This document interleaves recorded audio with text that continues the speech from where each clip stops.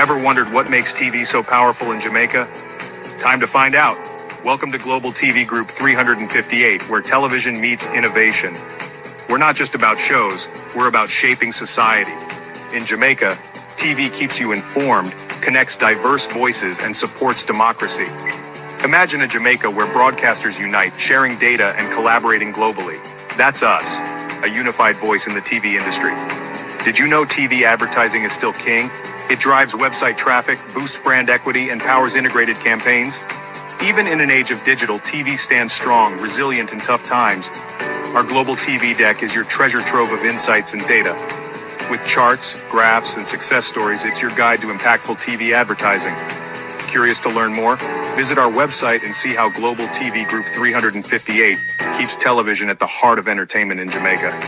Get ready to binge watch the future. Oh, thy peace, God of my salvation, because the mouth of the sinful and wicked is open. Rastafari.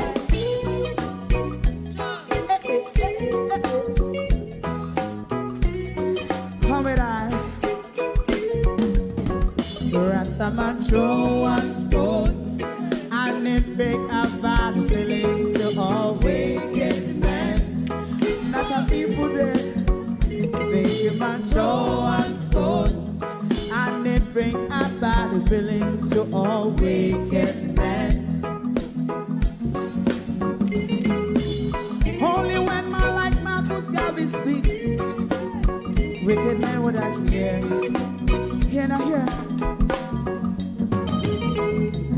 Instead of that, they only sit aside a rub and cheat, and not press the floor.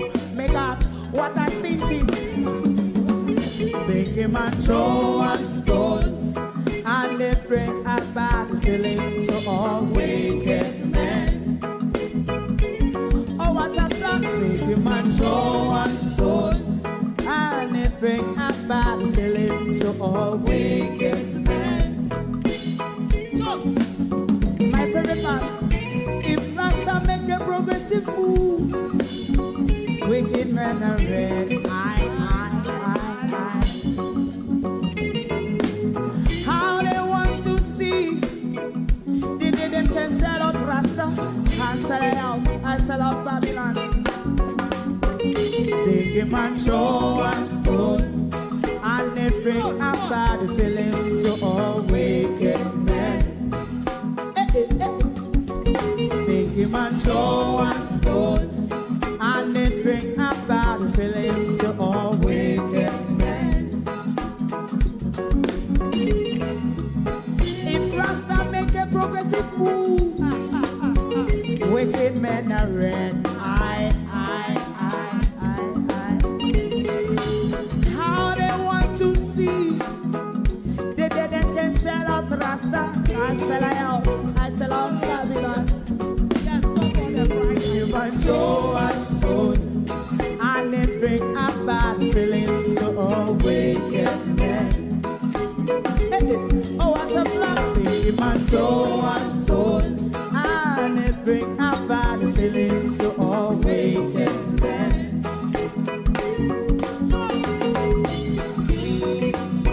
You have eyes to see, let him see. You have ears to hear, let them hear. What a prophet must say.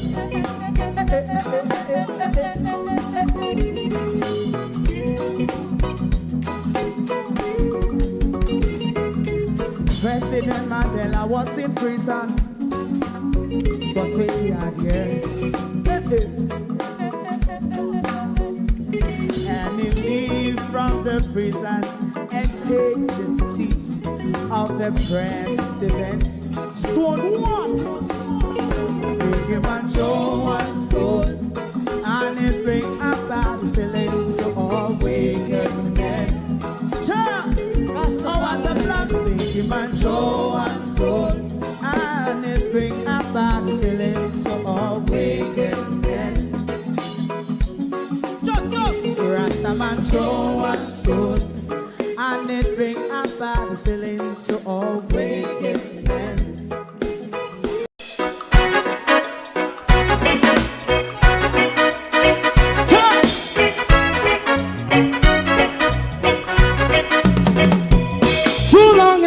ghetto. Run, keep going on, let's process. For children of Israel who really love rights. So just as I and I as a watching man around Babylonian walls. Oh, children of Israel. I should never hold thy peace. What wrong is going on?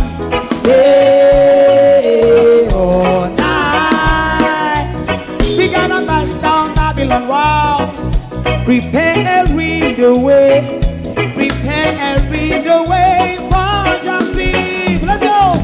Fight down, war and cry. Fight down. Listen, Rastafari. War and cry. And do the righteousness. And we love. And we love Jaja. And we love Jaja. Rastafari, save all people. And we love Jaja. We love Jaja. We love Jaja. Rastafari, save all people.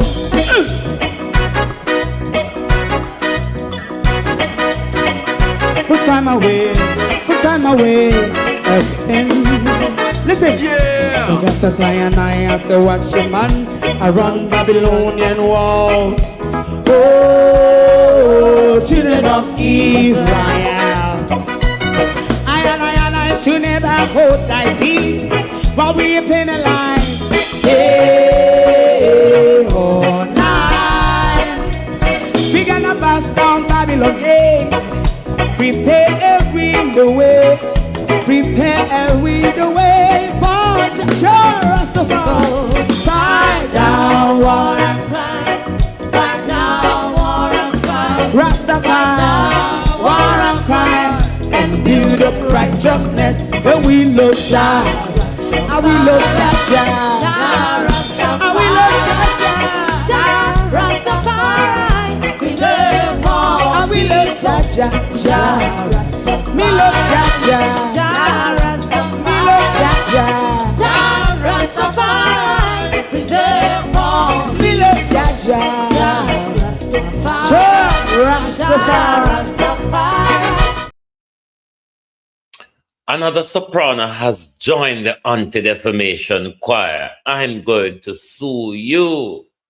Good morning and welcome. It's Friday the 9th of January 2026, where the world is much a more unpredictable place than it was in 2025. Welcome one and all. Good morning. Like and share the live for us, please. That's the way to support the program and get us into the algorithm by hitting the like button and share to your groups and your friends and your family and so on and so forth. Good morning, everyone, and welcome. Thank you all for joining us, to my community of party and all my family members, platform moderators, membership holders, viewers, subscribers, commenters, and trolls. Good morning and welcome. The weather lifted a little bit over here, but not too glorious, causing to say, me ride go over late this morning, go look on the bird, them, and a lot of them still turn up on ice. The lake is still frozen, so there isn't a lot of joy, and it's rainy and sleety out there. Morning, everybody. We come out for Shia this morning, yeah.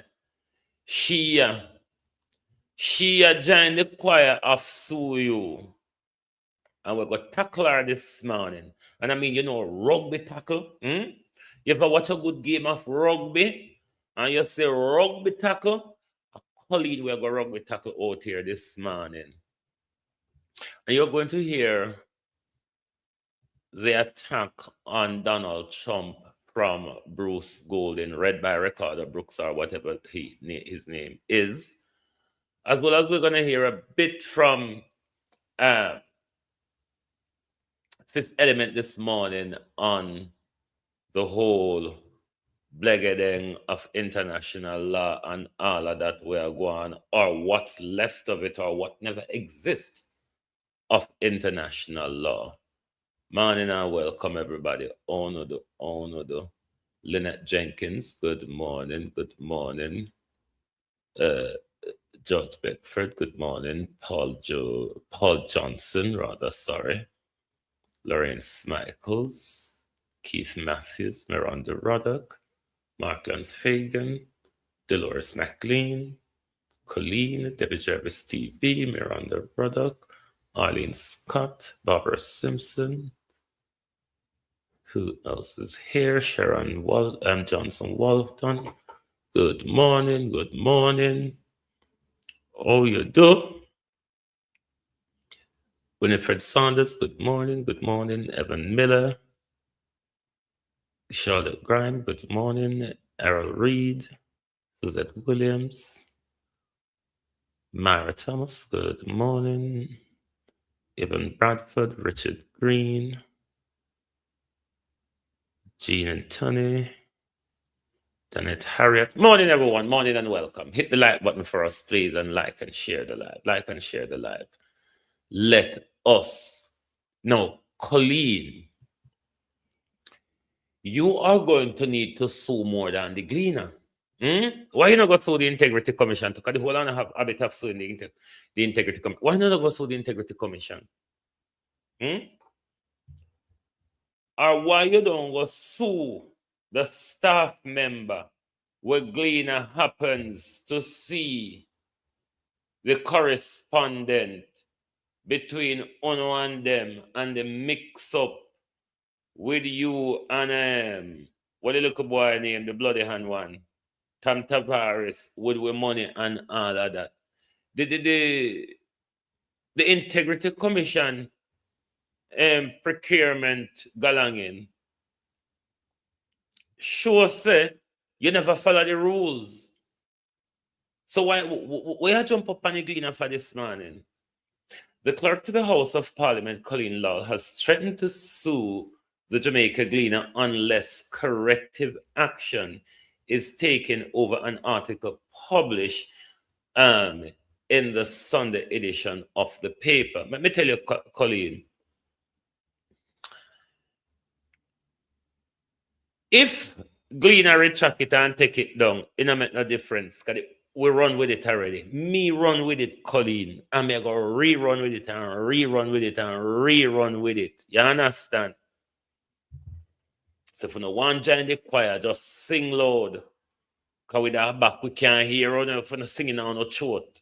Who say with our back, we don't have to sing loud for we hear you. In a letter dispatch on Thursday, the clerk accused the Gleaner of defaming her by conveying false and damaging allegations about her conduct in relation to procurement and financial administration at the Parliament. Lowe claimed that Gleaner falsely suggests she knowingly instructed public officials to breach procurement and financial governance law and abuse her authority by coercing staff to act illegally. And the staff them so idiot, fool, big head waff dog. The people them way on them in front of court at the moment, so. The Integrity Commission, look a big head girl. The Integrity Commission say you never follow the procurement rules. What is your problem?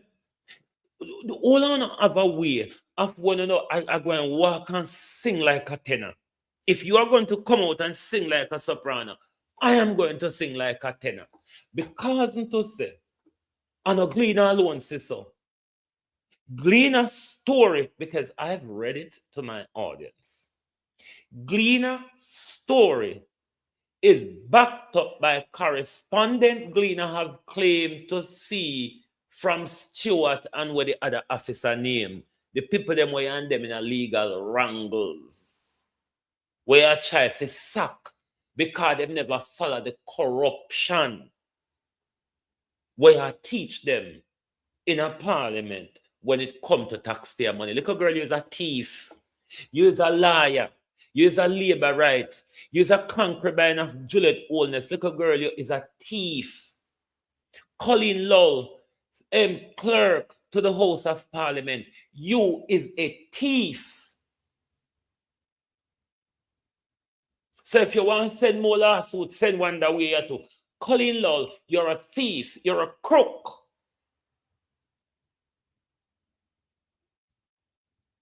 So if you have more of the public money for spend on lawsuits, spend some this way because you're a thief. You never follow the rules. The people them will come, they come work, so you try to corrupt them. And because they don't follow the rule, you kick them out and you hand them in a court. Isn't that facts? The Integrity Commission say you never follow the rule. When it comes to the air conditioner, when it comes to the refurbishing of Parliament land, where you come out about? Where Gleaner say which was a lie? If Gleaner don't want to take you on, me will take you on. Because Integrity Commission say you never follow the rule. So what is your problem? What is your problem? Dunce liar. Big head waff dog liar. What is your problem? You're a thief. It's what lawyers normally do. It's what people who are meant to have public integrity, and when they line themselves to politician pocket, that's what they do. I know you are drive around in a vehicle and then something that unauthorized, like a thieving girl. Raymond, how you do? Altia. So don't come out here and think to say you can't check anybody and think to say anybody afraid of big head people. If we did afraid of big head people, we wouldn't afraid of Andrew. If we did afraid of people with big head, Colleen, we wouldn't afraid of Andrew Oldness. And you must notice by now that we don't afraid of Andrew. Big as in head be. So we have come bore for your head through the crowd for. Just stay back and sing louder. You're a thief. Clerk to the House of Parliament of Jamaica. You're a thief. Remember when you been come to England with a credit card and how much you spend off a hit? Puss. P-U-S-S cat. P-U-S-S cat. You remember the credit card where you been come to England here with and how much big dinner them something that you spend off a hit? P-U-S-S cat. And you have the nerve to come out here and go on like people and call up your name. You're rude. You're a thief.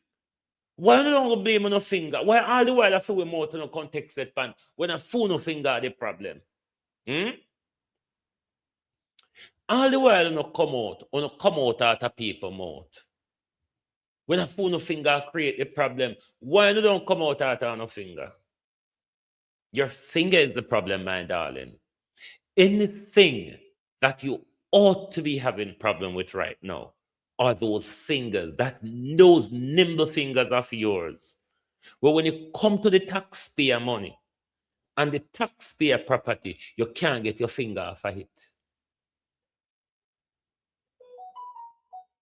So nobody think of the Gleaner one. I walk and talk, you say you're a thief. The Gleaner may not talking the way me talking.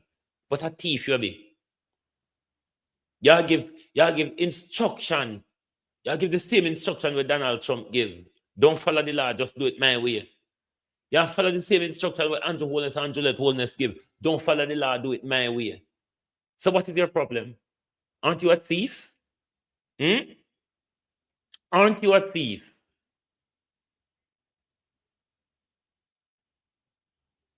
Integrity Commission now go call you a thief. Me will call you so. Them can knife it up and say you break the rule. Me say you're a thief. I know the first. You may come to England with one with credit card already. And you spend how much a big dinner hotel galang in Pani. Thief in Collen Lowe. For your show about Valerie Curtis. When Valerie Curtis did that, you there hear them malpractice, yeah? Whatever mal them be malfeasing, mal this or mal whatever they are. You there hear them something yeah come out when Valerie Curtis was there and find you come and be a corruption. You and Juliet Oldness fight out Valerie Curtis to come entrench corruption.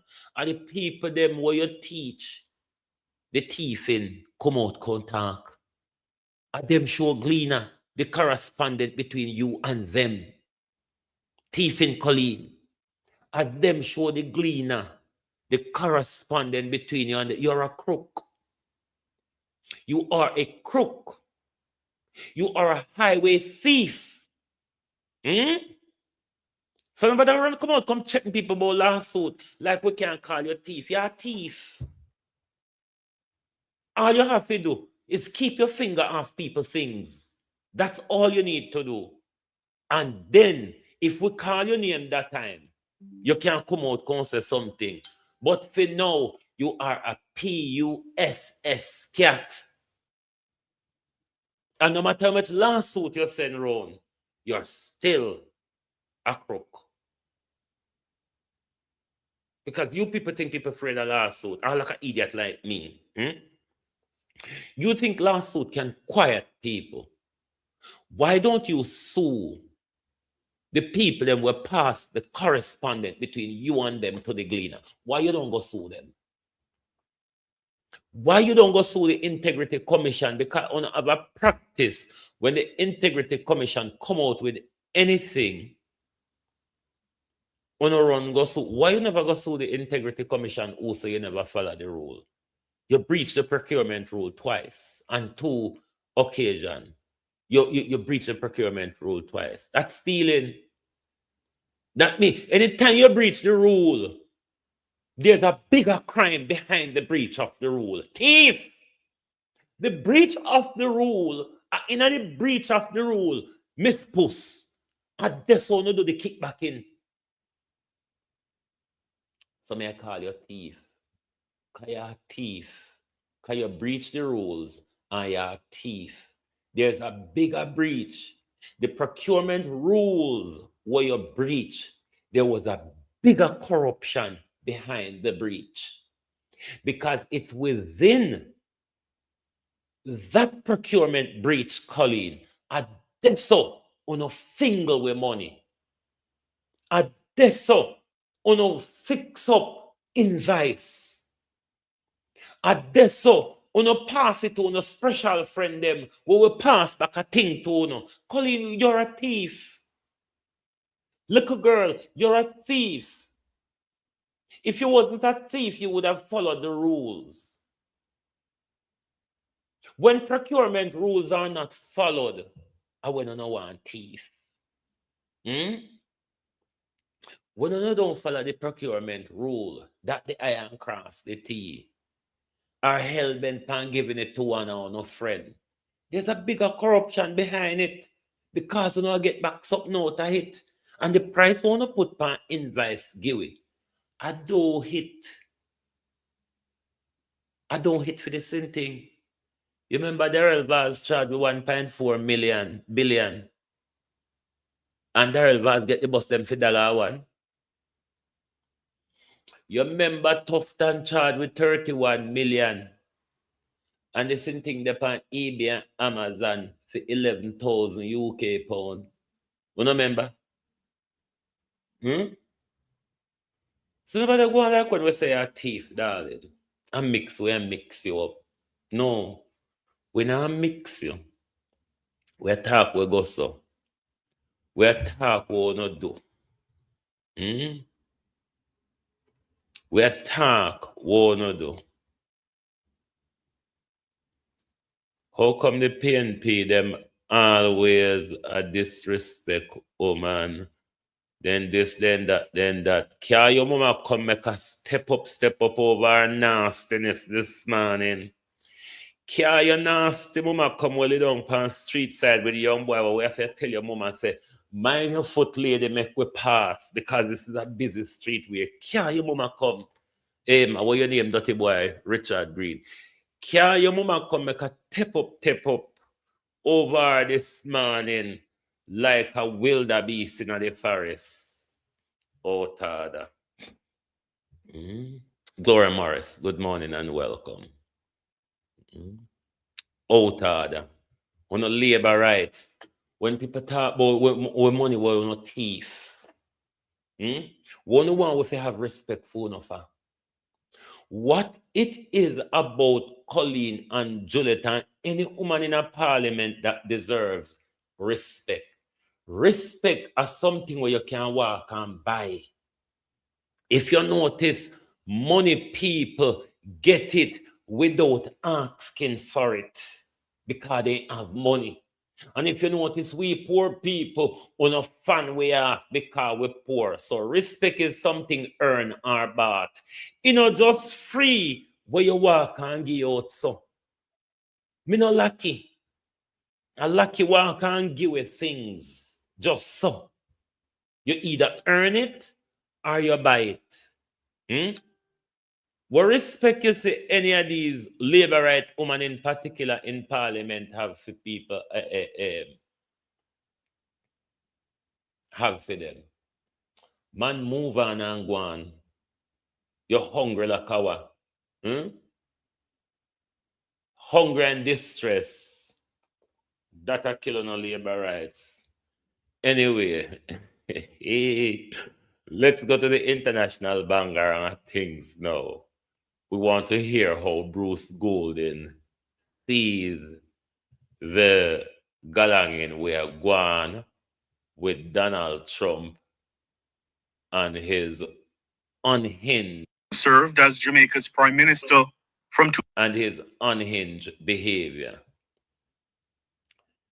Even though Bruce Golden speak out a many mouth kind of labor right, this is as much as a stinging attack on Donald Trump as, in my view, possibly not calling out Andrew Holness, cowardness. But all in all, Donald Trump have everybody on leash right now because nobody wants to be plucked out of their bed by the police crack of dawn. Nobody. I mean, nobody. Served as Jamaica's prime minister from 2007 to 2011. Former prime ministers are known for usually staying above the fray and being diplomatic when commenting on national or international affairs. But this morning, clearly Golding has had enough. He describes the sitting US president as a megalomaniac whose inclinations are mercurial and virulent. He accuses Donald Trump of endangering the global rule-based order that has been in place since World War II. Golding says Trump has neutered critical institutions such as the World Trade Organization, put the future of the security alliance NATO in doubt, and hobbled the response to climate change. The former Jamaican prime minister says by summarily executing people in the Caribbean Sea by military strikes, Trump's America has arrogated to itself the right to be judge, jury, and executioner. This, he says, constitutes a redefinition of the rule of law. Golding wasn't done yet. He accuses Trump of blatant hypocrisy. Golding says although there is convincing evidence that Nicolas Maduro did steal the 2024 election in Venezuela, he wants to know how that's any different from what he pointedly describes as Donald Trump's attempt to steal the 2020 US election. The former Jamaican prime minister says Trump's warning that Colombia, Cuba, and Mexico could be next on his radar of intervention amounts to a blazing audacity. According to Golding, Trump is like a raging bull, charging through halfway tree, mowing down everyone and everything in its path. He says the silence of the international community has been disheartening. Golding is warning that Trump's behavior is a crisis for CARICOM. According to the former Jamaican leader, no head of government in the Caribbean is safe. He says any of them could be snatched by the United States in the dead of night, just as Maduro was. Golding took particular aim at Trinidad's Prime Minister, Kamla Persad-Bissessar, who has twice publicly broken with regional neighbors in support of the Trump administration. Mr. Golding is warning her that she may soon come to find that the United States is actually the unreliable partner. The elder Jamaican statesman is also warning the people of the Caribbean that recolonization is upon the region. He says the future of the world now rests in the hands of the American people and what they do in the next presidential election. The former prime minister ends his missive on a sad note. He says at 78 years old, he was hoping to leave the world better than he found it. He says much of the improvements he has seen in Jamaica gave him some hope that he would go to his grave with some satisfaction. But he says he's now deeply troubled as things are falling apart. Ricardo Brooks for Nationwide News. Certainly, they are all falling apart in silence of everybody. And in context to international law, some of you may disagree, but based on a Gleaner article and Isaac Buchanan's speech at the Maroon Galangin, it's time for these people to be honest with us and talk about this democracy and this international law and all of that, because me telling you all the while it don't exist, but me gonna hear from somebody else this morning. These things, we need these people in position of power need to be honest with the Frisbee, people. where But then again, let me roll back on myself and say, how can they be honest with you? And if they're honest with you, they lose their power and their perks. You hear what I say? If our politicians ever think about being honest to us, they would lose power and they would lose perk. And I'm not talking labor right here. I'm talking politicians. Labor right, PNP, Democrat, Republican, conservative, all of them. If they were ever to tell you the truth, if they were ever to speak truth, they would lose power and perks. Stop making these leaders keep telling about free speech, democracy, rule of law, international law. These things don't exist. They never has. And at this point, when everybody is silenced to all of the rule breaking and all of the mashing up and smashing up of the norm, they still can enforce the argument about rule of law. When they say rule of law, do you understand what they're saying to you?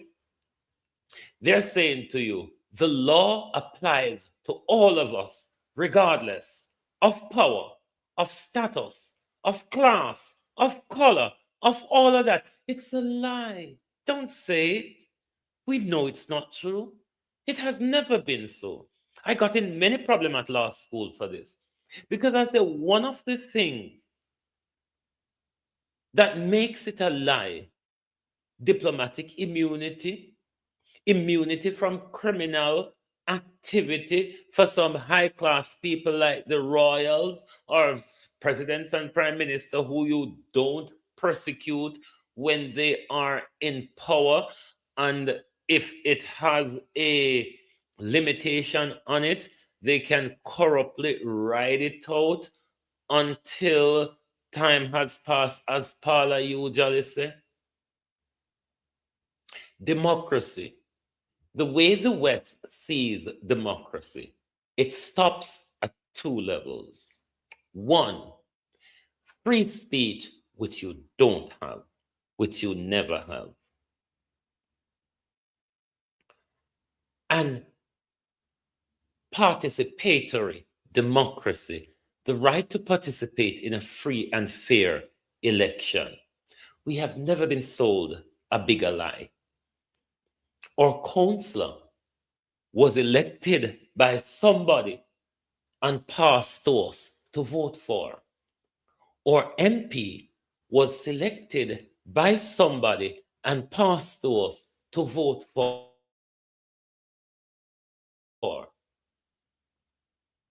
How is that free and fair when sometimes the person who represents you knows nothing about the community, nothing about the constituency.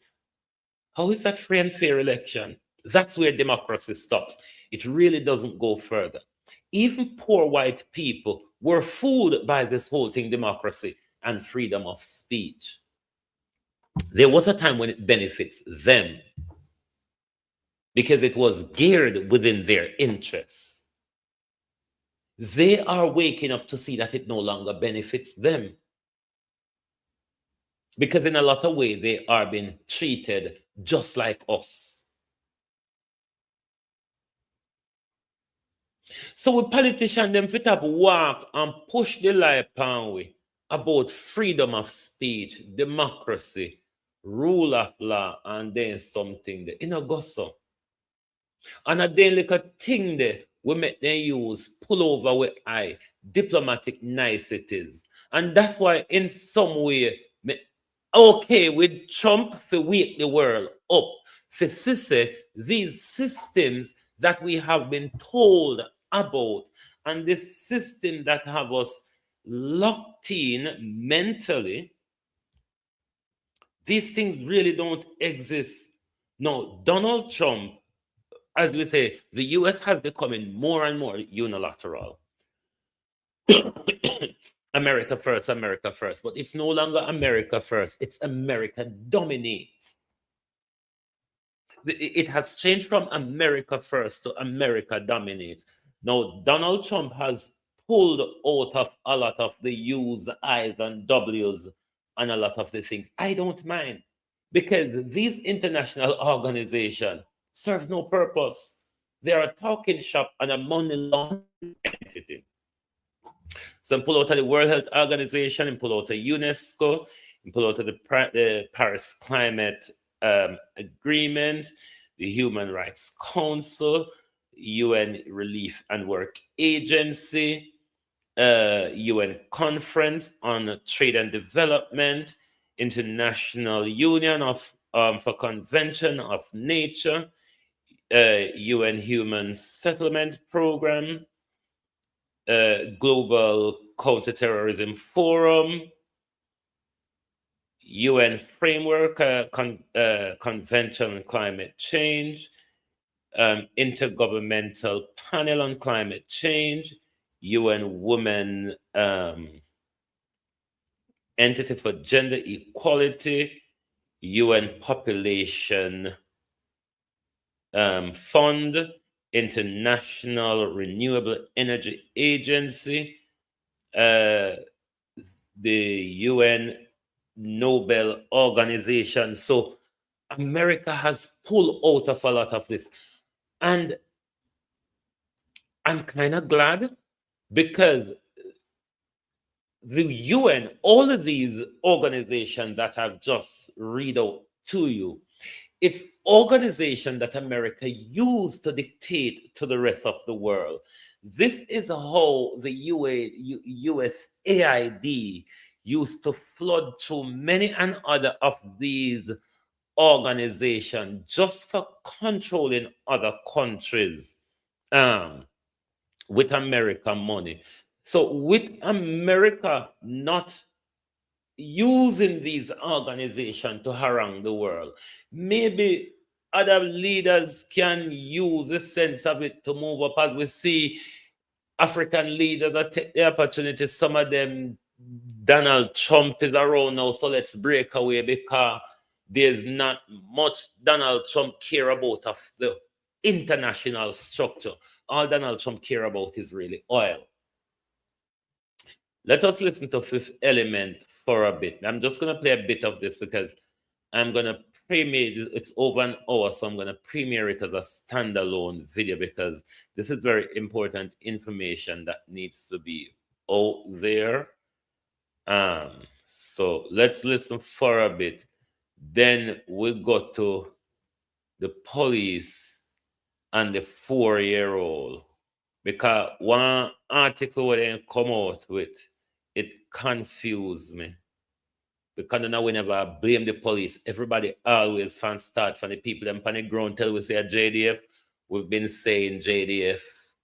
So I don't know how the police come out and I say. Anyway, their prosecution can continue even if someone was brought to court through controversial means. It doesn't matter how they bring him into the courthouse in the United States. It's this prosecution still continues. Okay, I want them to understand that. So listen, this is why regular people feel like, is anyone safe? I know you guys are feeling that. Is anyone safe? If they can do that to Venezuela, is anybody safe? Is sovereignty even real? And is the United Nations real? Those are real questions. Because think about it, no matter which country, when you put in a country in the comment, imagine if the United States decide tomorrow that they need to come collect your head of state. Can they be stopped? Is anybody safe? My dear, barring the labor right them, the whole of we would have round up Andrew Push give them.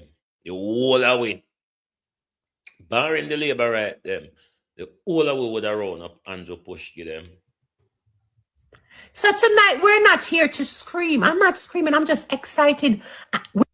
We're here to understand, because understanding becomes design and design becomes freedom. Put in a country in the comment box. Big up yourself, USA, automatic singularity. Now, if you feel the world rules are not applied equally, put your country into the box. If you think that the rules of the world are not applied to each country equally, put your country in the comment section.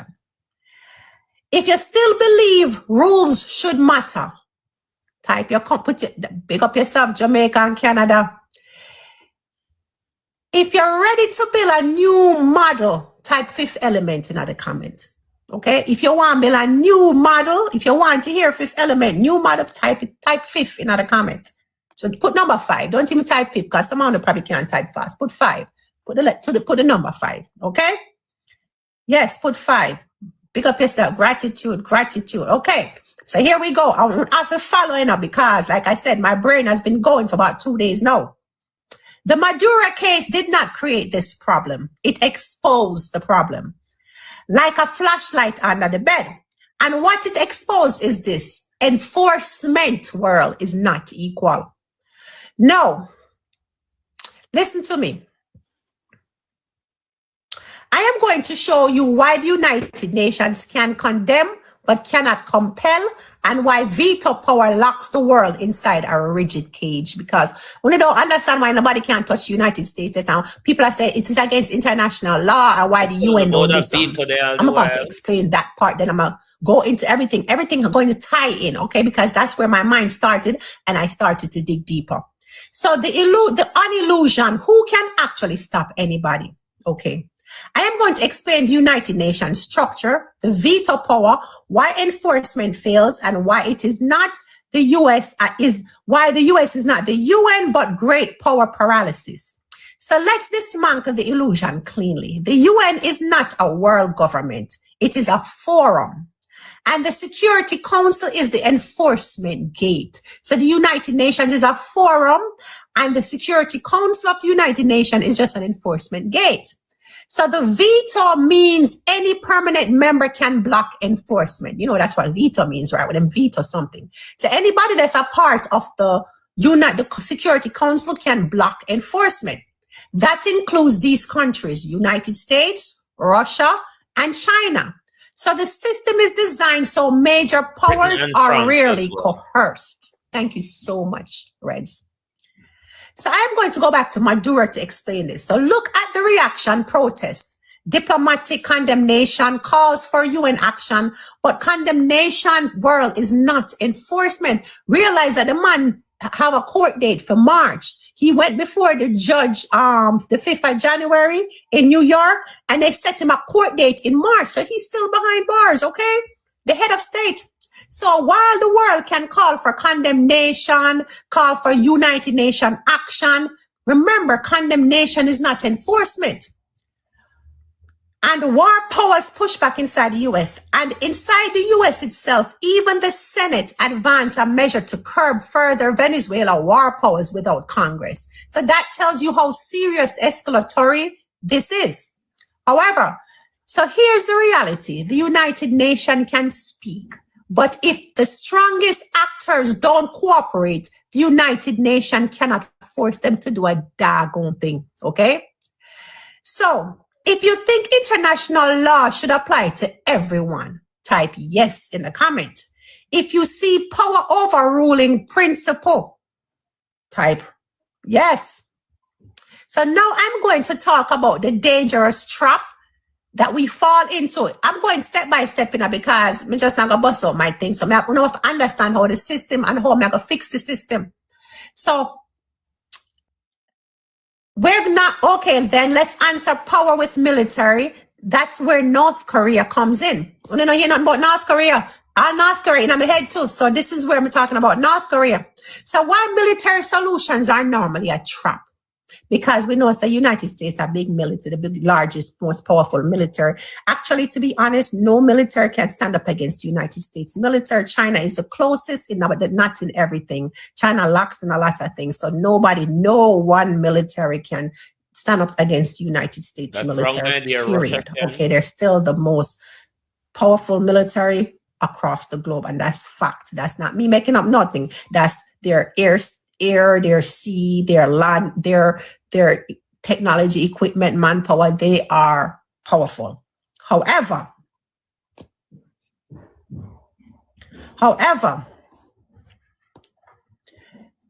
so if a country,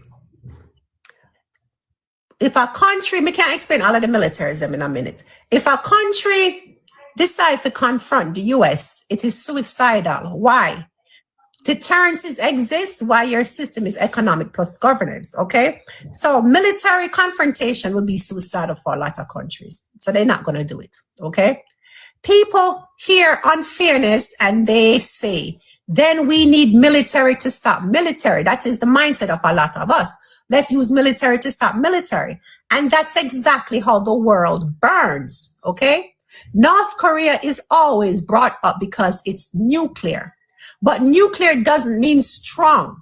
Nuclear means if you push this too far, everyone loses. So I'm not building a war system. I am building a replacement system because war is not a solution. War is a collapse, people. You will collapse the whole damn world. Trust and believe, because I've gone through every single country that has a military and what their military has and how effective and everything. Yes, it will be a world collapse. I went through all of that too. It will be a collapse. Military dominance does not get defeated by brute force. It gets constrained by cost and alternatives. Okay? So this is where I shift into economics because we're not going to use military to fix the world. So this is where I go into economics. The only arena where real constraint can happen without global suicide. So what is the economic reality right now? The dollar, manufacturing, and leverage, okay? I am going to explain why economics is the constraint, why China matters in all of this, and why coalitions are very difficult. Now, we're in real battlefield economics. Not bullets, supply chains, not bombs, banking, not missiles, markets. So we don't use bullets, bombs, or missiles. We use supply chains, bankings, and markets, economic war. So China is a manufacturing powerhouse.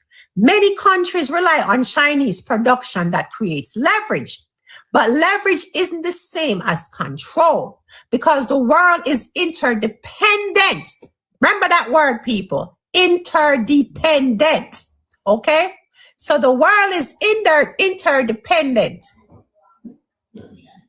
I mean, everybody depends on everybody. Press too hard and everybody bleeds. So if you understand whoever controls the supply lines, control options, then you're ready for a system where no one is trapped. So this is where I introduced the revolutionary pivot, not destroy the dollar, but remove the gatekeeper by building a trade model based on outcomes. So my thing is to Globalists, you're learning geopolitics. You're getting important information. This is not free and mix up until me ready for customer anyway. This is not free and mix up. This is palatable information for to prepare you for what's to come. We're not too afraid of good information. If me did there skin out and I broke out, the life would have full. When the two love mix up. thought on this morning.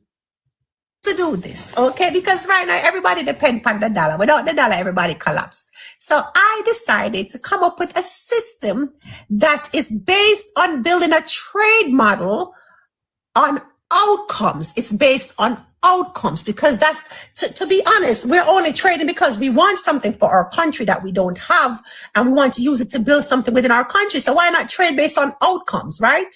All right. So the fifth element pivot model is this. Trade outcomes, not currency control. So my pivot model is trade outcomes and not pivot control, not currency control. So it won't be because of currency control, but for trade outcomes. Now you have to listen to the entire thing because I know that they're going to say indigenous West trade routes, but listen to the whole. I know I'm going to sit down and I'm going to listen to the whole of it because I'm not participate. Whole thing because it's a lot more than just the stuff that we think it is. So outcome based exchange would be this. Outcome based exchange would be skills, roads, energy, training. And why does it dilute domination? Because money is not food. Money is not electricity. Money is not roads. Money is a permission slip in a system where someone controls the printer. You understand? So we're taking that control away where we don't need a printer and we don't even need a damn paper. Period, man. Eliminate it. Watch. So what if we trade? Listen. What if we trade outcomes directly? Right? So think about it. Listen, Jamaica need engineers, right? Trinidad needs agriculture. Barbados need, these are just some examples. Just listen and try to follow because my brain is moving fast. Jamaica needs engineers. Trinidad needs agriculture. Barbados needs energy stability. Guyana needs training pipelines. Okay, so we trade the outcomes. You understand? You build my highway. I train your engineers. You supply this resource. I supply this technology. No permission slip in the middle controlled by one center. So we eliminate the dollar completely because so this is my thought process before I even keep going further, right? Think about it. Every country is trading because that country needs something. You need oil, you need electricity, energy, you need food, you're using this dollar to buy things that you need for your own country. So if every country just trade with another country for what they truly need to develop their country, then every country could be developed and not developing. But it's a more complicated barter system, okay? It's a barter system, yes, but it's not just a barter system that works locally or within a local community that like it used to work back in the old days. This is a more complex one that I kind of push further because I understood that the barter system was local. But this one would have, because in any system you need some kind of rules, right? So don't think, because the first thing people are going to say, well, the powerhouse people going to say no. Because if every country, and I'm not talking about isolating country, every single country on the globe, including North Korea and everybody, trades with each country, you have option. It becomes an optional thing, and we're going to keep going. So I'm going to explain that in a minute, but check this out. Also, if one partner cheats, because you always have countries who want to cheat, right? These countries want to cheat. You pivot. So you have options. Options, unalive, monopoly. Remember, options, unalive, monopoly. So for example, if I'm trading with Trinidad and Trinidad decide that they want to cheat, I can always pivot to Barbados. The fact that Trinidad know that if they act a fool, I can pivot to Barbados, they're always going to want to be honest. You understand? So options, unalive, monopoly. That's one way of doing it. Now you're going to say, who's going to oversee all of this? So no country, no tribe buy out the other one. Great. I'm glad you asked. This is my oversight design. I call it United Global. Okay. So United Global will have this. 3 representatives per country. So every country will have 3 representatives. Okay. Per country. Anti-corruption, selection, transparency, and no veto. No country can have a veto. Okay, this is where the fifth element, me, the creation that I'm coming up, you cannot just trade. You need dispute resolution. You need records and you need enforcement by agreement. So we don't call it United Nations anymore. We get rid of that corrupted organization. We name it and tied it. The name is tied to the old, the name is not tied to an old cage. Okay. We call it United Global. You understand? Because it belongs to everybody who opts in. And the core rule is simple. Every country gets 3 representatives, not 1, not 2, 3, because 3 breaks corruption, people. 1 can be bought, 2 can collude, 3 creates a check. So if 2 are in cohesion, the 3rd breaks it, and nothing can get passed unless all 3 have to agree. Okay? And if all 3 don't agree, then no decision passes. Because a decision without integrity is a weapon. So all 3 of them have to agree or not get passed. Okay. So check this out. The anti-corruption. You say, how are these 3 people for each country chosen? I'm glad you asked. Can we think about that too? They're chosen by the people, not the country, not the palace. So the design selection, okay, is for recall, term limits, transparency, and audits. You can build a new world system. No, we cannot. We cannot build a new world system with the old corruption. So here's the rule. The people choose. 5th element says the people choose. So every representative must be term limited, publicly audited, and financially transparent and recallable. You understand? So the people in the country choose the 3 representatives that get to represent us in the United Global. It don't even have to be the prime minister. It don't have to be the leader of the country. 3 people that gets to represent the country is chosen by the people, not the leaders, not the set, not none of them people don't get to choose. The people of the country choose the 3 people, and those 3 people, they have term limits. They are publicly audited, financially transparent, and they can be recalled. So if them act a plumb fool, they can be recalled. Them not just sit down in there because somebody vote you in. Act a fool and the people can recall you. Now, because if they can't be recalled, they don't represent. You're just renting a ruler. We're not rent no ruler. You understand? They're recallable. No. And foreign money, banned. Hidden income, immediate removal. You understand? Any foreign money is banned. Any hidden income, them get recalled.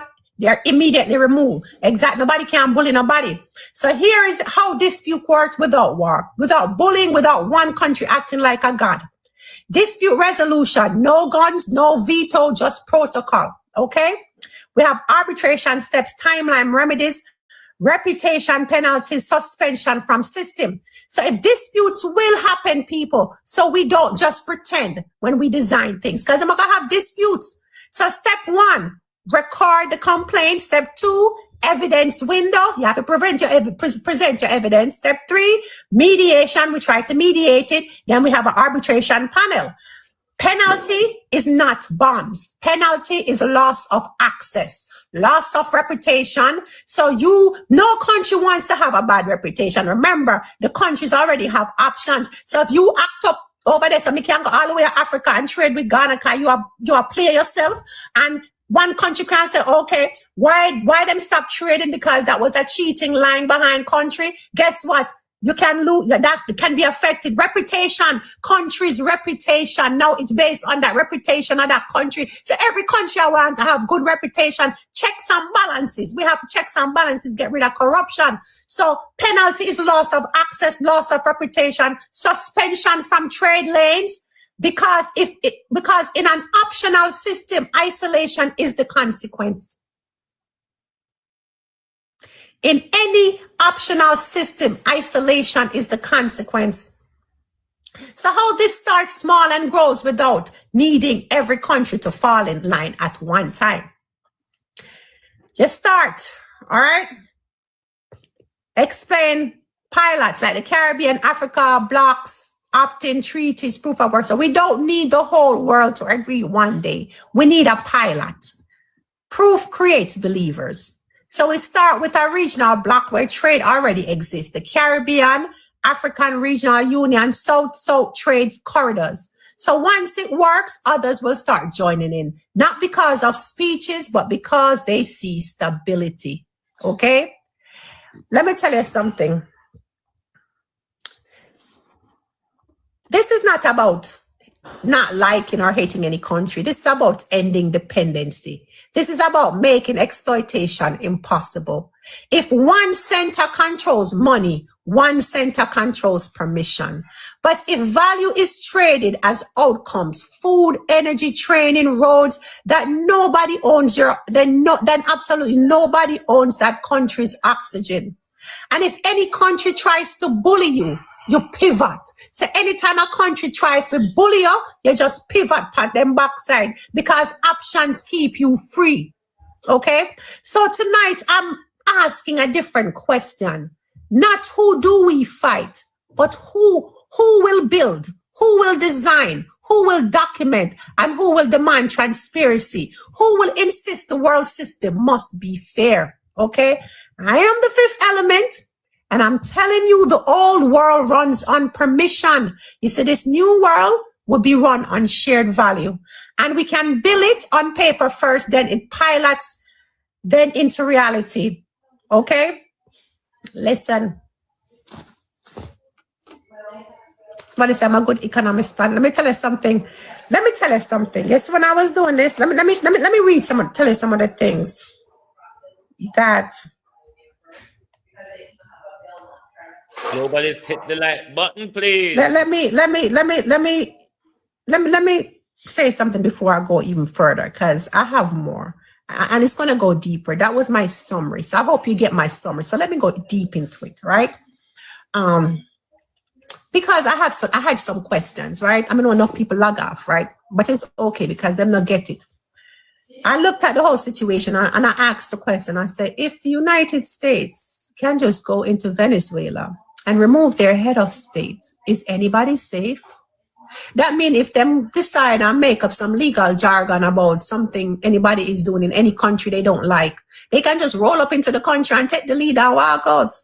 Because nobody's doing anything because the president is still locked up behind bars on United States soil.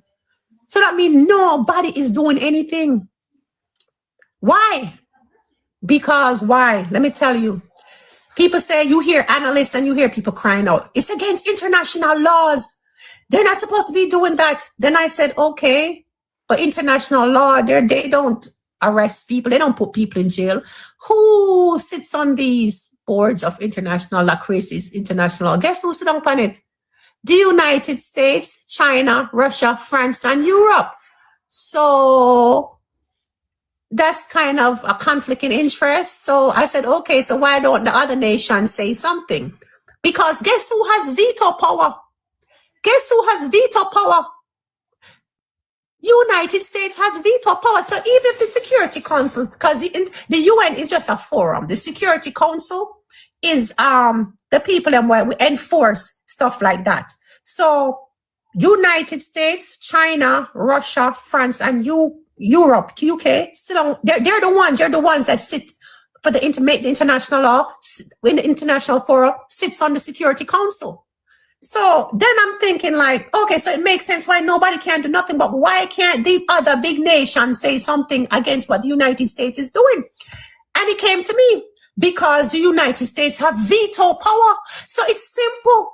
Even if Russia and so does China and so does Russia, so does France and so does UK, they all have veto power against themselves. So if one of them said, me not like what you do, I veto, me veto, nothing you can't do about it. So that really gives them the authority, any country, if you go do anything they want to do, because they have veto power. So international law is useless. Absolutely.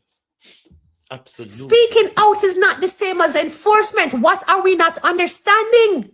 Hot off the press, you can speak out. Them sit up on the same Security Council. Yes, I can condemn your actions. You are not doing the right thing, but there's no enforcement. Who went to New York and pulled Maduro out of jail? The man still in a jail and with man court date in a country that he's not a citizen or even a permanent resident or even have a visa to.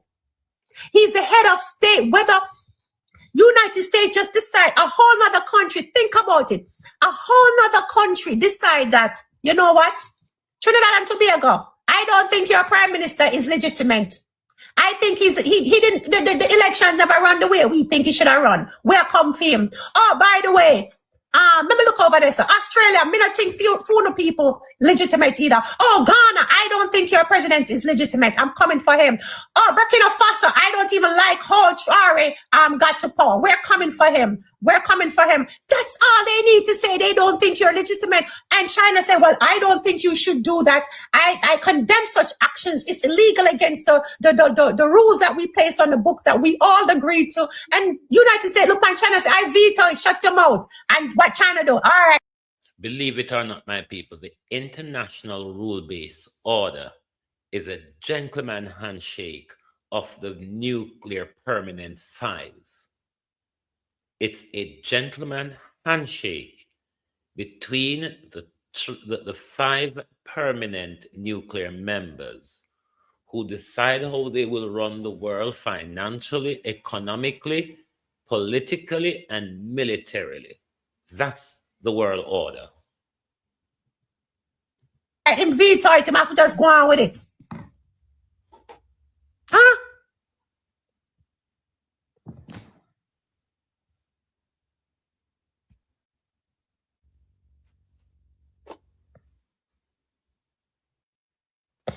So, because they're not going to enforce, they're not going to use military. Because if I go through all the military stuff, they're not going to go to military force. So, economically is what they'll try to do. But China is not going to risk an economic collapse. Okay, this economic warfare is what they're going to do. But at the same time, looking at Venezuela, looking at these other insignificant countries, according to them, because they all have footprints and foot strongholds. All of them have strongholds in all the countries that has the resources. So why would they go to war with each other? They sit up on the same, them sit up on the same forum, the same panel, the same Security Council, them have the same rights. Why would I go to war with these with each other when we come up with all of the foolishness? And we come up with the foolishness, and so why we're going to fight with each other?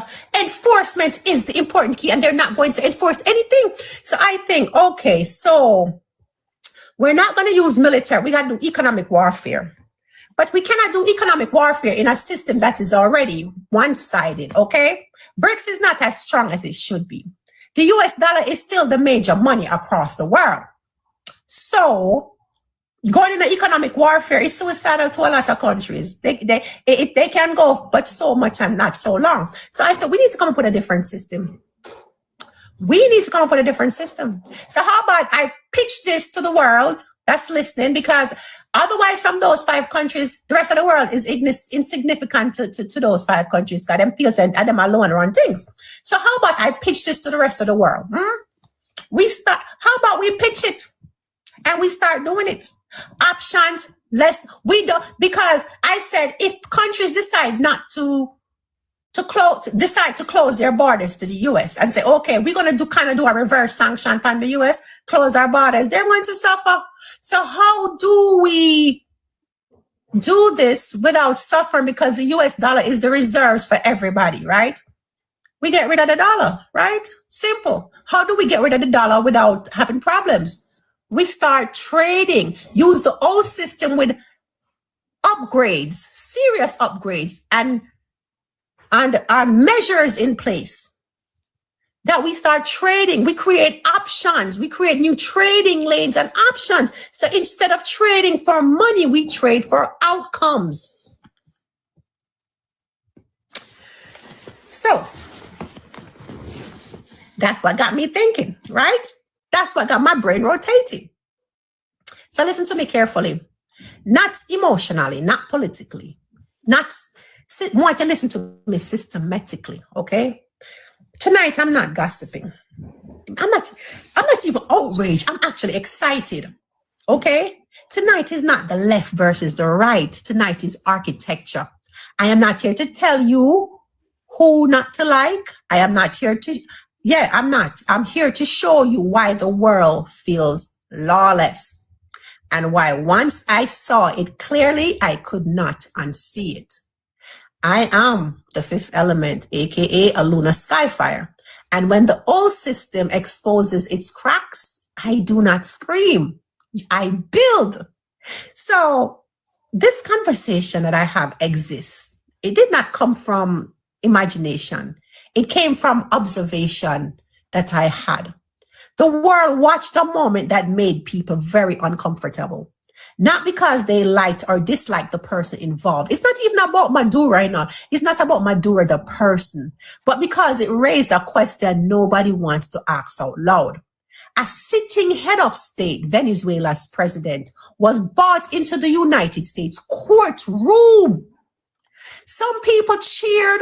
Some people panicked. Some people did not know what to think. But I did not focus on the man himself. You missed the point if you're focusing on Maduro.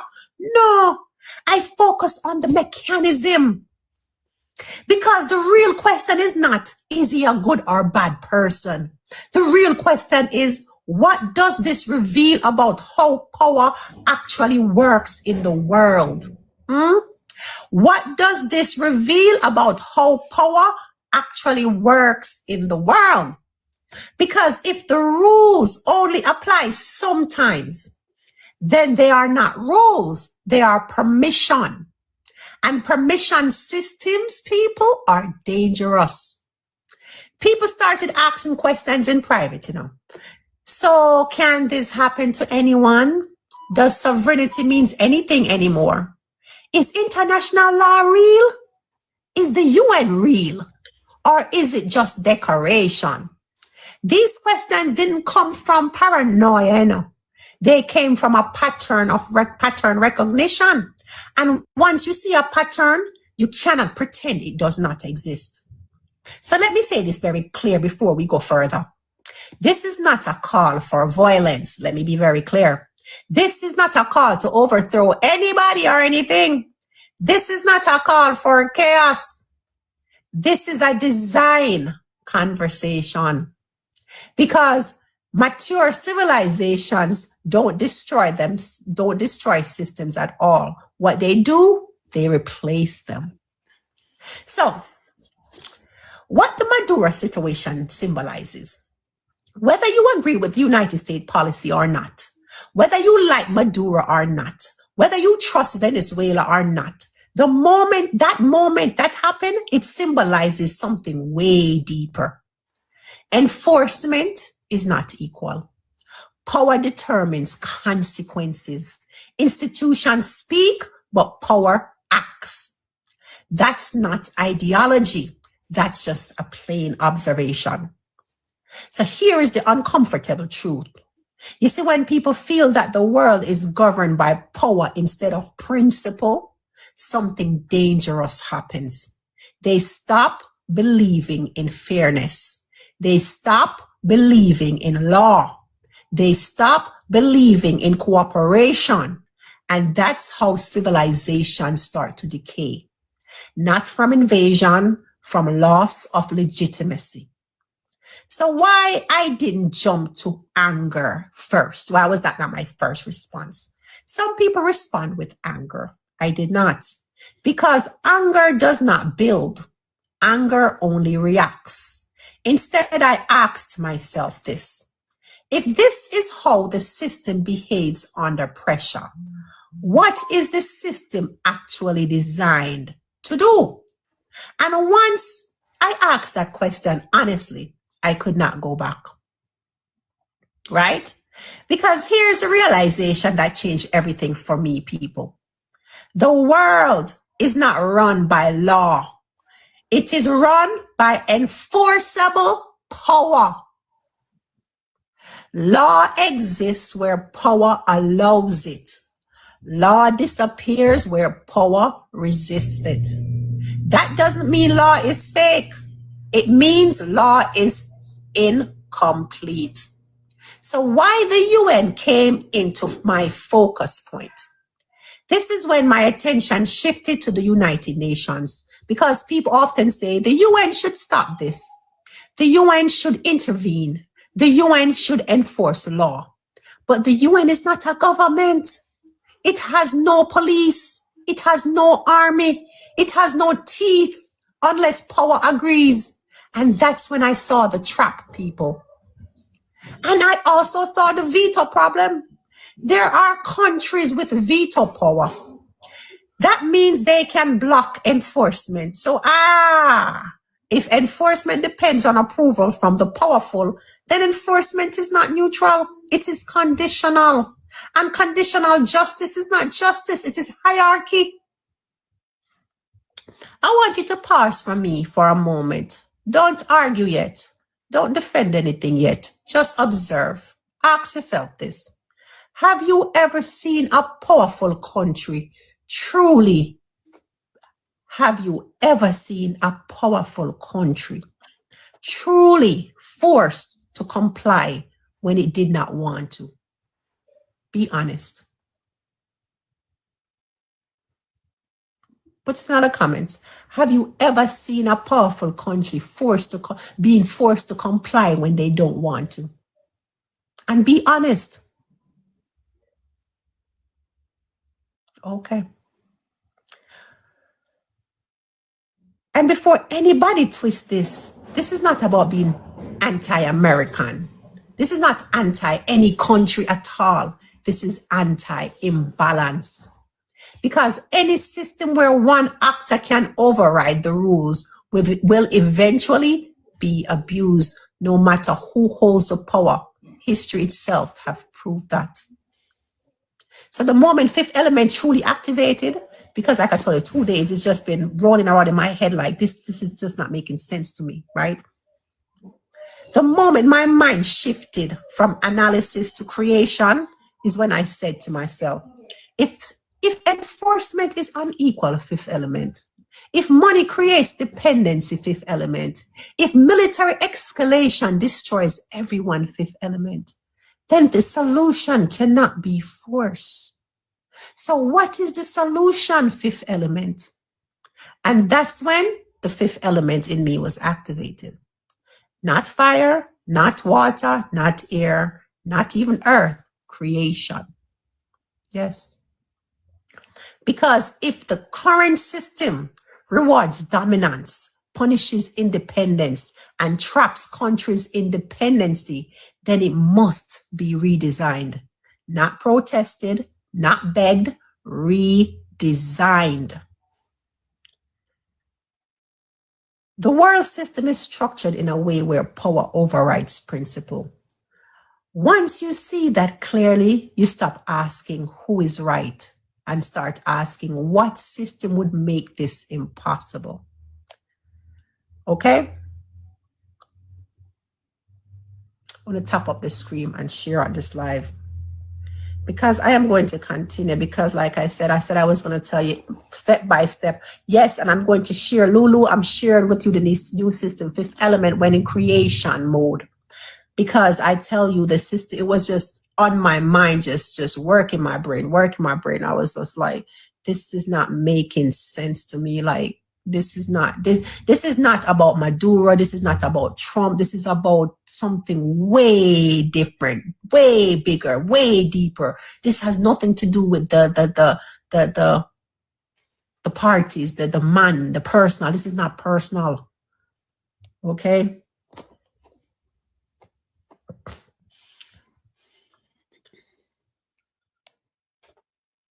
Someone wanted to take a breath with me.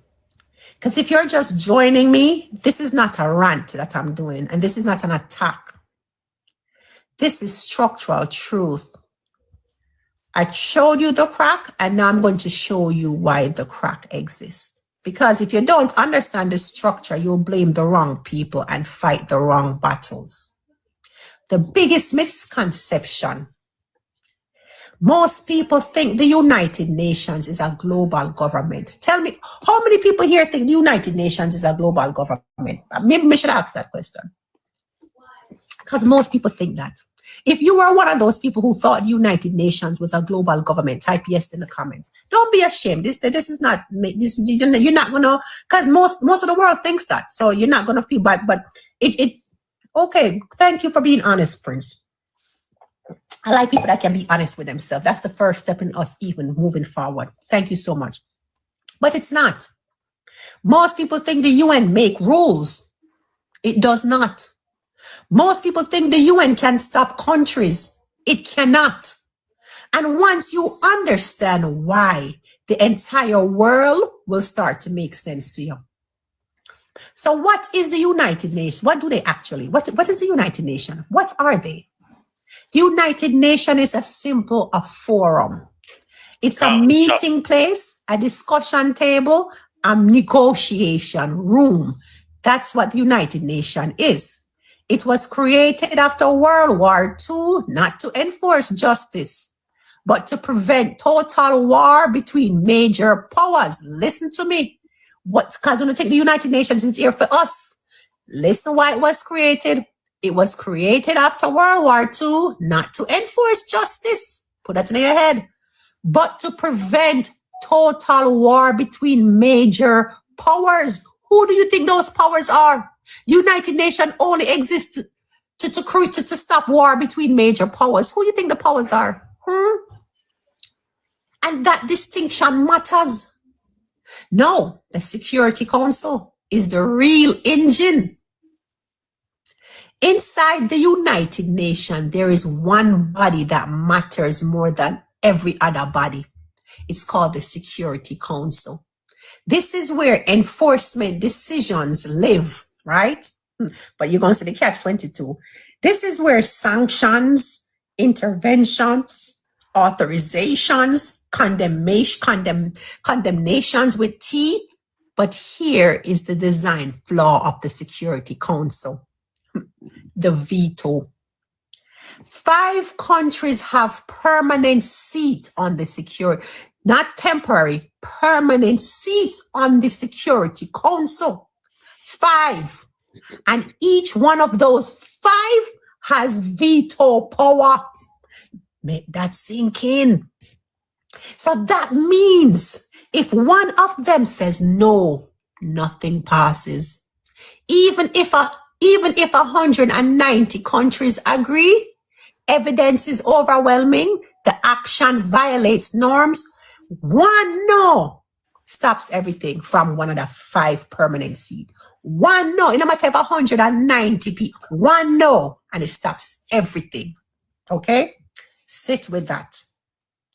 So let that sink in.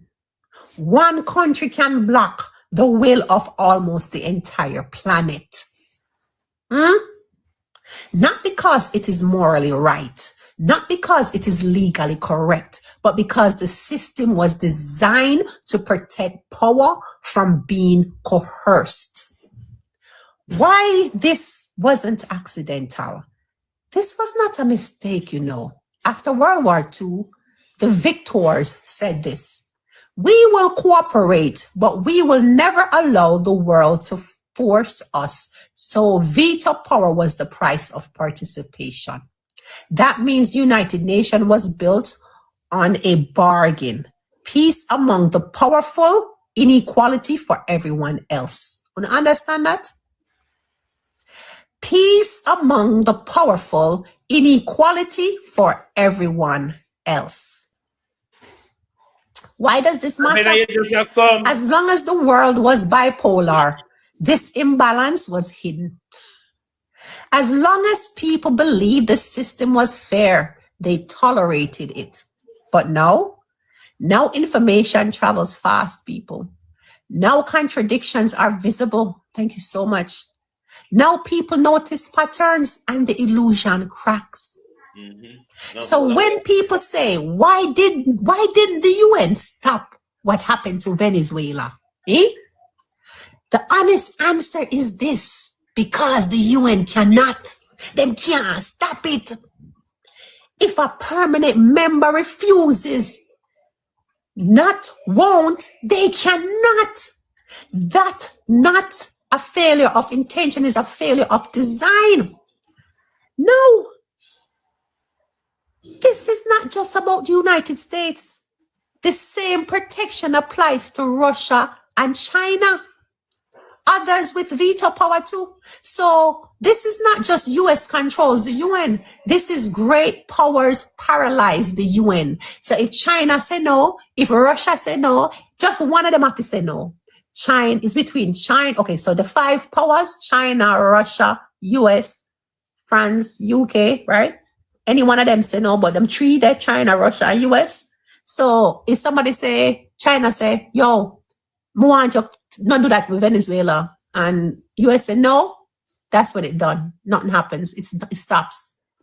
It stops. One of them, just one of them. All of them have the same power. Okay?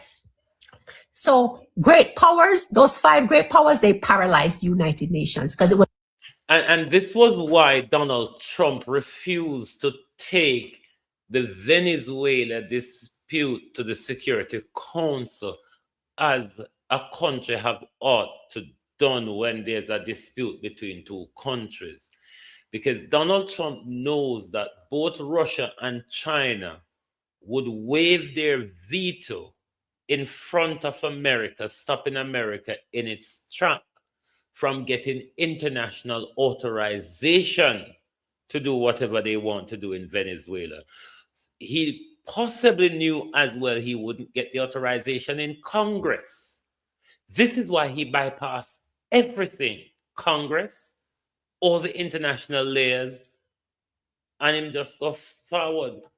You only need an asshole to show you that rules don't really make no sense. Was built for them. It wasn't built for nobody else. That's the lie them telling you. It was not built for nobody but for them. That's even worse because it means no one is accountable when power refuses constraint or restraint, I should say. So when condemnation feels empty, this is why you see strong language, urgent meetings, statements of concern, resolutions without enforcement. The United Nations becomes a megaphone with no hands. People speak, but nothing moves. That's why you see them condemn the actions. They can condemn all day. Strong language. They use strong language. They have urgent meetings, statements of concern, resolutions. We got to do this resolution, but there's no enforcement because they cannot enforce anything. Them not enough power to enforce it. How this affects smaller countries? You see, for a smaller nation, this creates a dangerous reality. You can be invaded, you can be sanctioned, you can be pressured, and you can be isolated, and your only recourse is moral outrage. But moral outrage does not stop power. Understand why this is so dangerous. Yes, they are powerless, Mr. Shivers. So the psychological damage, this is where trust erodes. So this is when people see that rules applied selectively, enforcement depending on strength, and law bending for the powerful, they stop believing in institutions. And once belief dies, cooperation dies. And why protest alone doesn't fix it? Many people respond by protesting the UN. You protest in a UN, them can't do nothing about it. But protest does not change the architecture of the UN. What you can shout at the broken bridge, but it will not hold weight until it is rebuilt. You understand? So you can go at the bridge, you know the bridge broken, you can hold up your sign all day and say, we want a bridge, we want a bridge, we want a bridge, fix the bridge, we want a bridge. But go stand up on the bridge and see if it's a crack with you, because it's not going to fix the broken bridge. You have to rebuild that bridge. So here's the truth we must accept before we moving forward. The United Nations was never designed to enforce equality. It was designed to manage imbalance. And that means it cannot be the foundation of a fair global system going forward. If you see it and understand it, I want you to type. Yes. Now, here's where people usually go wrong. They say if institution can't stop power, then power must stop power, right? That's what we say. That thinking leads to arm races, nuclear standoffs, and permanent fear. This is where people bring up North Korea. This is where they bring up military strength.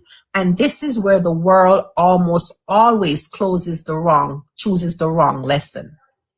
Now, because I'm going to explain why military answers are a trap, why nuclear deterrence freezes progress, and why force cannot build fairness. See, once you understand that, you'll see why the only viable path forward is economic and structural redesign. Okay? Remember, the UN is not evil. You know what the UN is? Outdated. And outdated systems need to be attacked. No, they don't need to be attacked.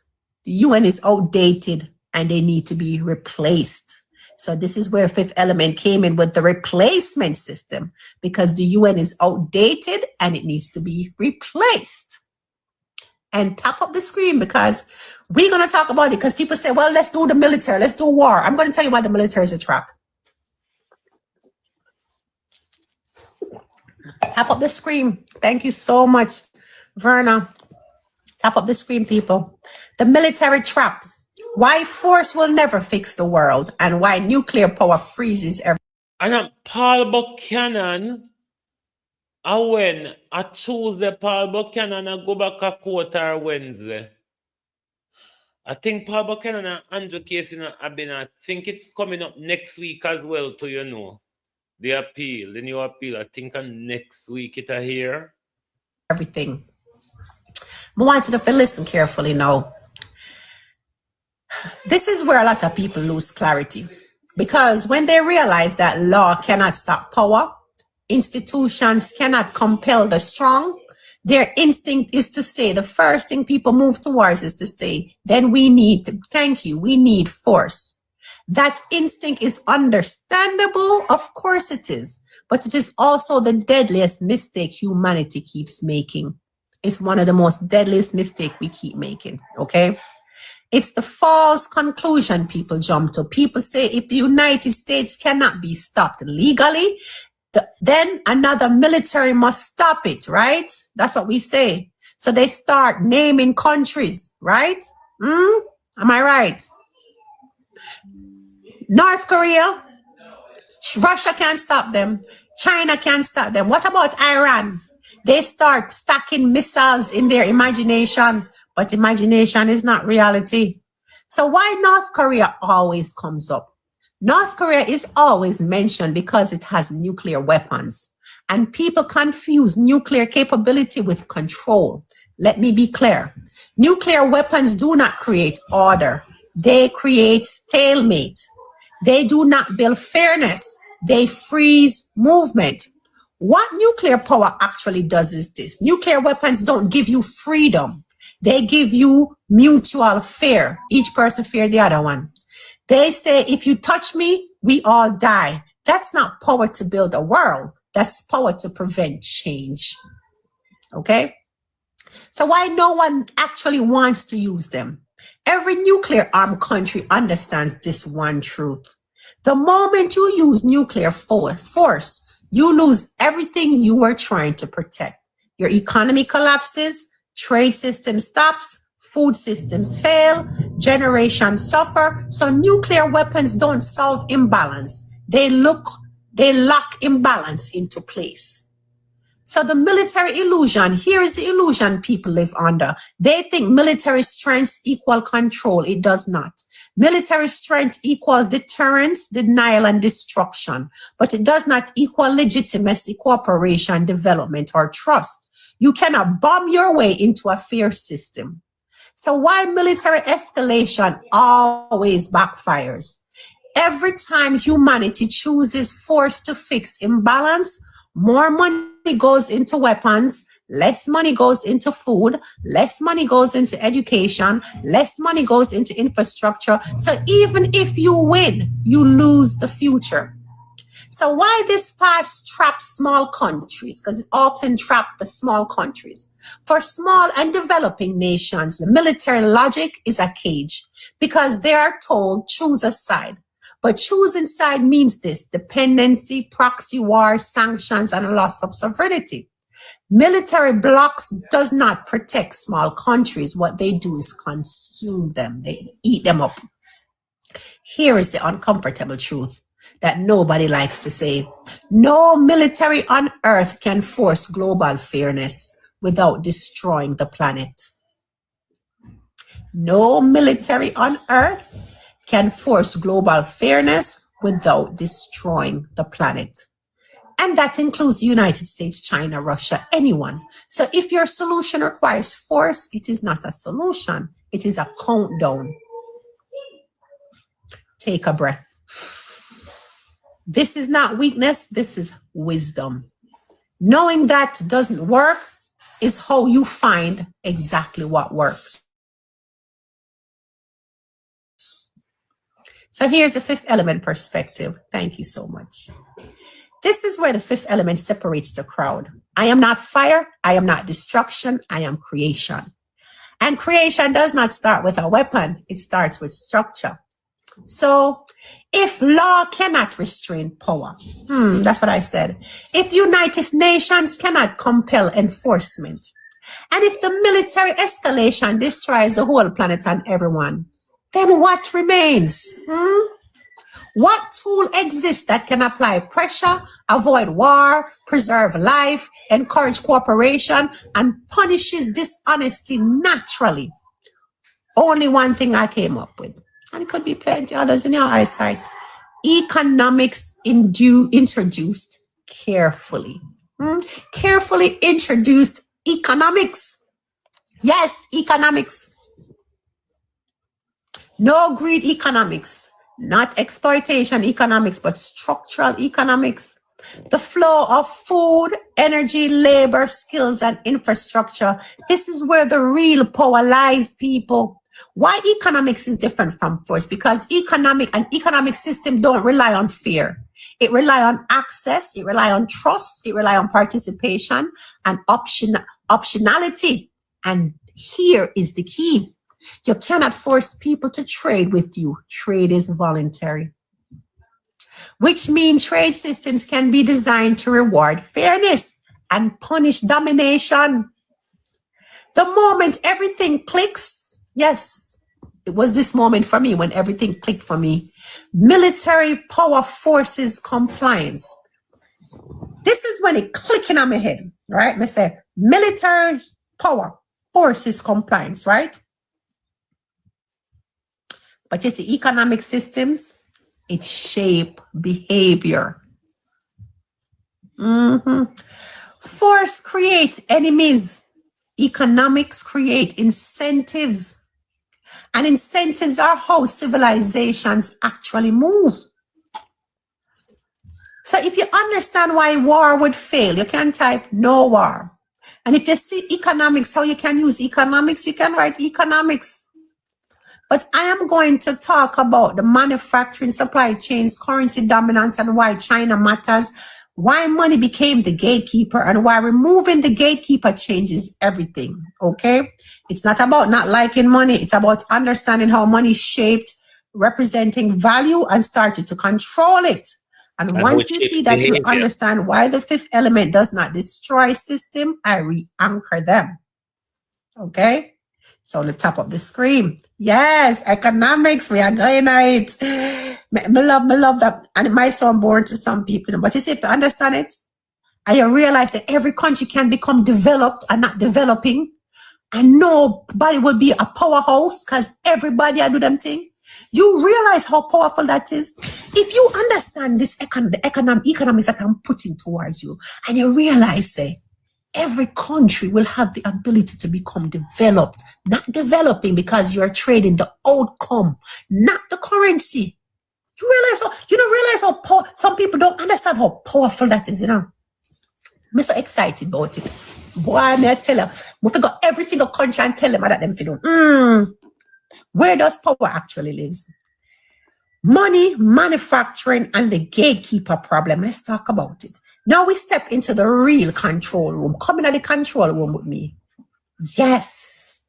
No missiles, no armies, no long speeches. Supply, access, and flow. This is where modern power lives. In previous statements that I've made, I've showed you what cannot fix the world. And I showed you what already controls it. Most people think government run the world. They don't. The world runs on who produces, who transports, who insures, who finances, and who clears transactions. Politics argues on the surface. Economics decides underneath. Yes. So let's talk facts, not feelings. The world goods do not appear magically. Phones, machinery, medical supplies, construction materials, electronics, solar panels, batteries.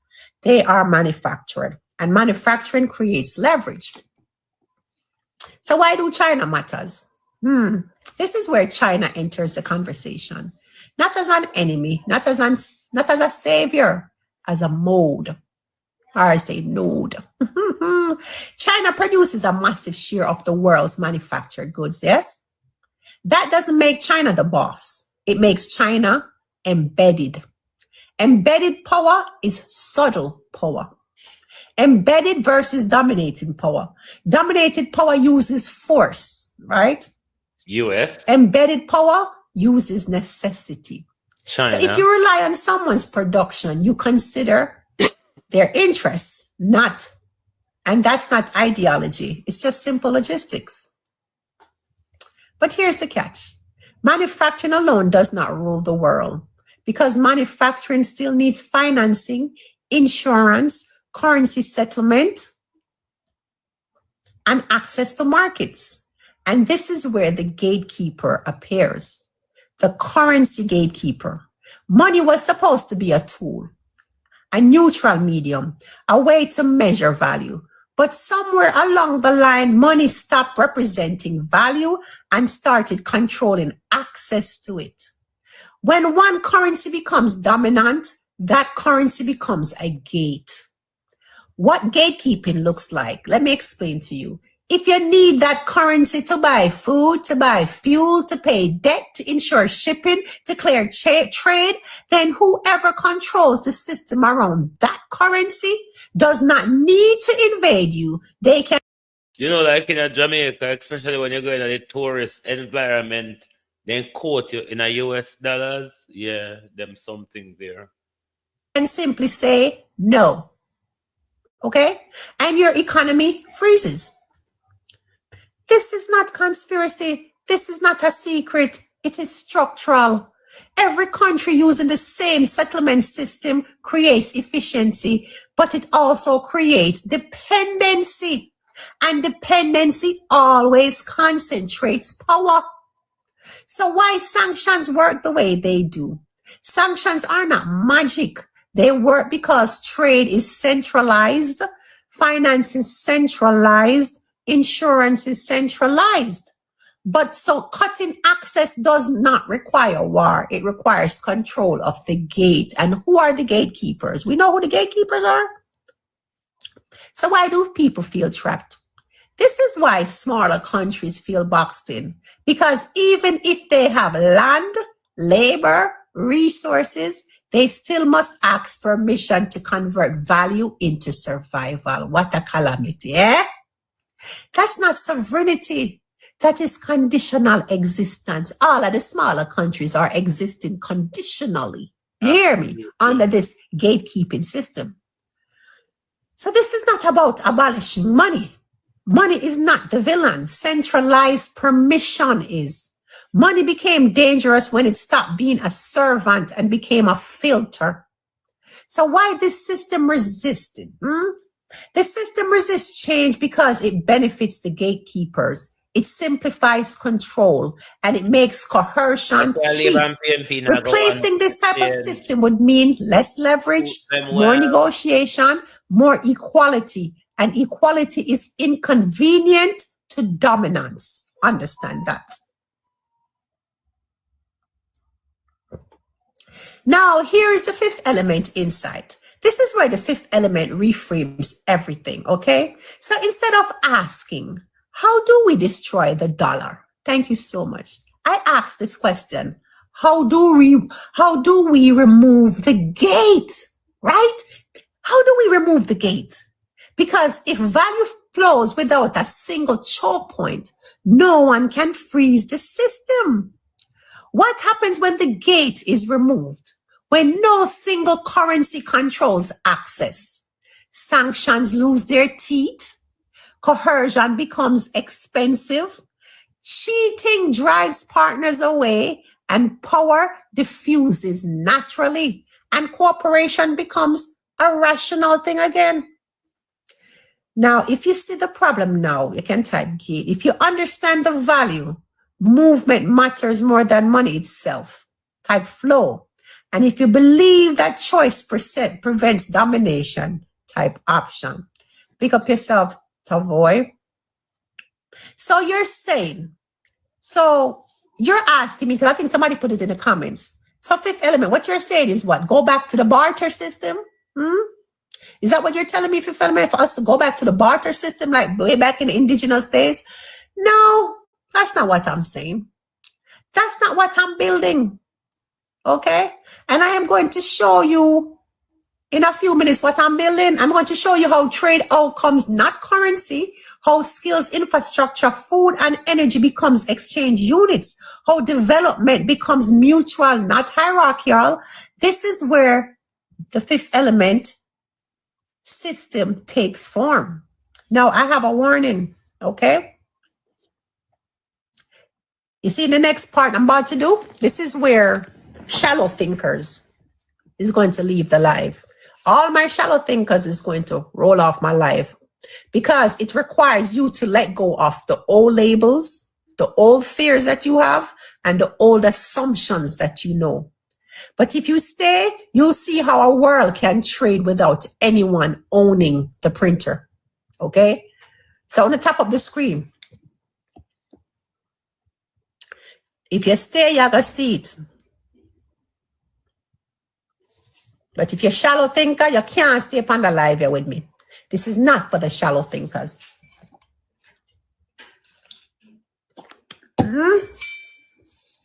Fifth element, been thinking. I've been thinking how to redesign this system. This dirty system. Beyonce never do song for you. Watch out. I woke up in the morning and said, damn, how did this happen? I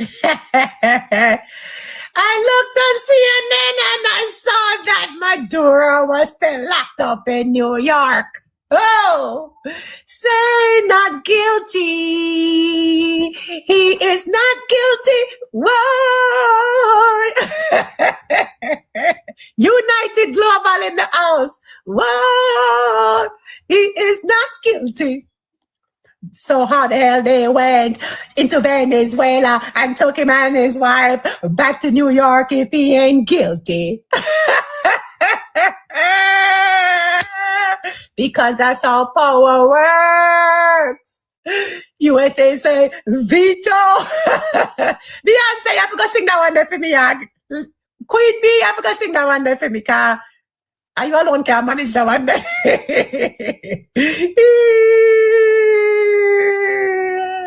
But that's what development rule. I've been thinking. On the top of the screen, 21, start at 20, man, 14, we still there 14. Top of the screen.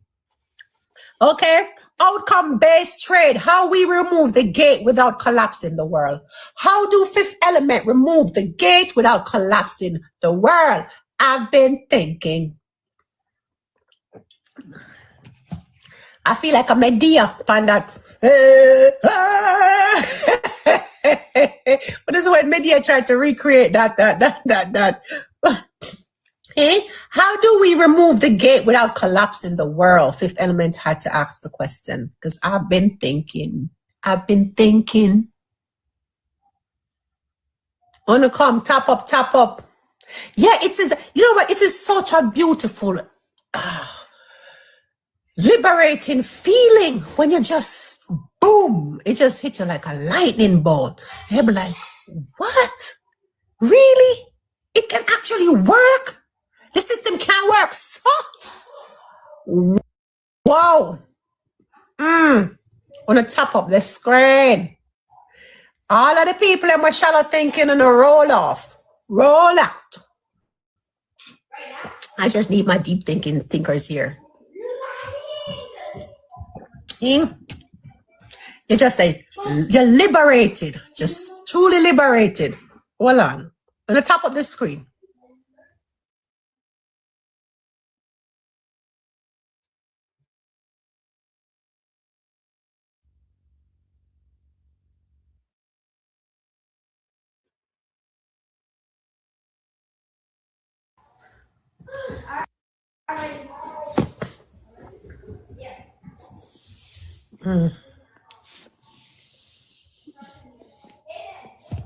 Yes, yes. 20 more want to thank you. You have to tell the algorithm that this is something. Well, globalists, that's where it ends for you. Fifth Element is a teacher by profession. She's a primary school teacher. Everybody should want their child to be taught by her. She's quite an excellent educator. Her channel is on TikTok, The Fifth Element. Brilliant information over there on a day-to-day basis. But I will leave you to think on that because you have had quite an earful this morning. I ain't gonna bore you anymore, but you must think on these things. Thank you very much for being here with us this morning. Join us back this evening for the people's point of view. Good morning and good afternoon.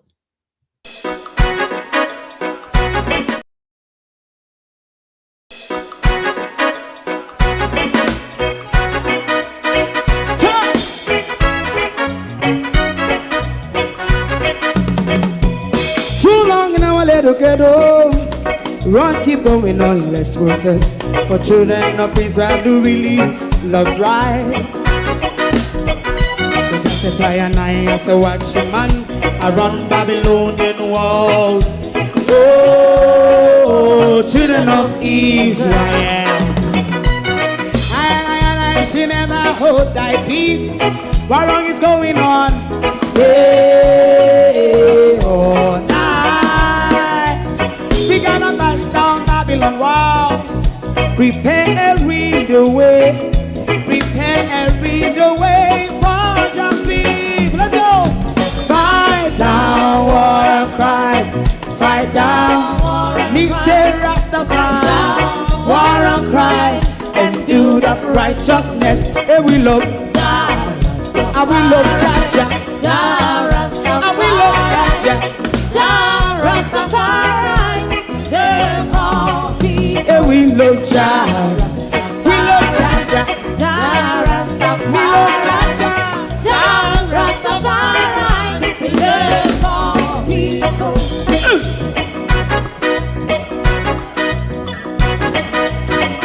Put time away again. Listen. Yeah. So just as I and I say watch a man around Babylonian walls. Oh, children of Israel, I should never hold thy peace while we penalize. Hey, oh, night. We gonna bust down Babylon gates. Prepare and read the way. Prepare and read the way for Jah Rastafari. Fight down war and Rastafari, war and crime, and build up righteousness. And we love Jah, and we love Jah, and we love Jah Rastafari. Preserve all. and we love Jah. Me love Jah, Jah Rastafari. me love Jah. Jah Rastafari. Preserve all. Me love Jah.